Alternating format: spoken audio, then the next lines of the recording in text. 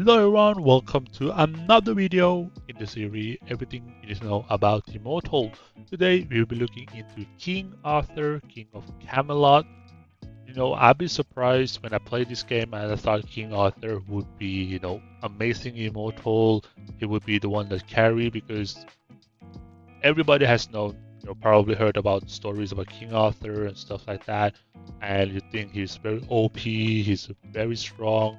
But in this game, somehow he ended up in the win march, and win march is quite difficult to get. So nobody really played around, him as a tank. But in this video, I'm gonna showcase you guys why he is often overlooked and why he is quite bad in today's gameplay. And like always, we need to go how to get the King Arthur. King Arthur is quite easy to obtain. He often pops up in the market as well.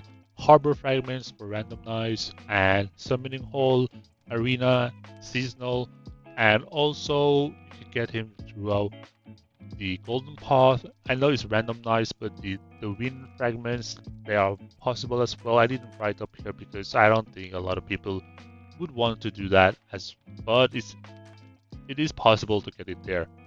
And of course, you need 60 fragments to unlock him. You need 960 fragments to unlock his artifact slot, and of course, like always and recently, I've been saying this, you're gonna be needing at least 2,000 more fragments to be able to max out the specialization tree for King Arthur. Now let's take a look at his stat and ultimate skill. Stat wise, I think his energy regen is very good. And the other stats like physical defense, magical defense, in my opinion, is not where he should be. And if I were to rank like 1 to 5 in each or every category, I would probably put him like 2 or 3 at max on everything. He's just an average tank. I wish he did him, or I wish IK did him a lot better because, King Arthur is like symbolic, right? And I wish he got, optimized, change, or redo, whatever, make him more relevant so people can actually use Wind March with a tank instead of having to use Charles or even Chaos Immortals.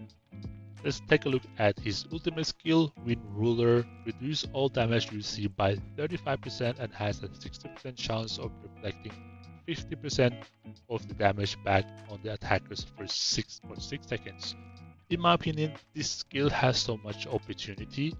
It's like, if you know the skill Lifelink, this is basically a lifelink, and I think it can be working really, really well, but it's so difficult to build around, King Arthur and Wind March in general, so people tend to don't even bother to actually test this skill out. But I've tested some before and I really, really like it.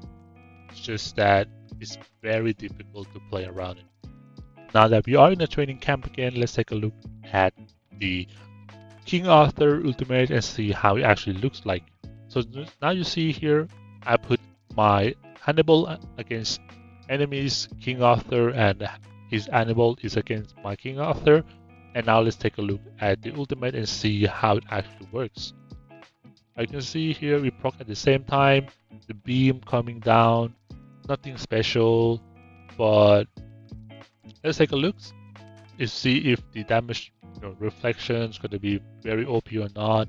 I think it looks pretty decent, right? And visually, it's just a beam coming down. It's not that bad. And you can see here, Wind Ruler did not so much damage. This is one of the reasons why, basically people just overlook him because he doesn't do much unless you have him maxed out with artifact and maybe maxed out in terms of like team to play around him. I think that might work, but it's just too difficult for your average players. So yeah, that's pretty much about it and his ultimate and the visually part. Let's take a look at his artifact. Now let's take a look at the artifact. I would do the physical with growth because I think it works better in general. But if you want to play him against a physical team, you can definitely do that with the physical defense. I think that is pretty good as well. And the damage of the Wind King barrier reflect to the attacker is increased to 70% from 60%, which in my opinion is really interesting. It sounds very good, but it is, well, I would say it sounds better than it actually is, right? So you can definitely try it out, but in my opinion, you should be trying out King Arthur once your main, your second, and your third probably is already fixed, right? You already have the skills ready, you have all the stuff ready, then you can try him. I wouldn't even try to go for him during the beginning of the game because of, you know, also the artifact, because it doesn't really change much of him. Now let's take a look at the specializations. I would go for Iron Will here. I know I'm very biased against Iron Will, but I think Iron Will is just much better. But for this instance, you might want to take a look into the Fighting Spirit. I think that can be something to be looking to, but according to the ultimate he has, when he reflects the damage, if you want to use Fighting Spirit, it doesn't say that it works, but it can work, right? In theory, it can work.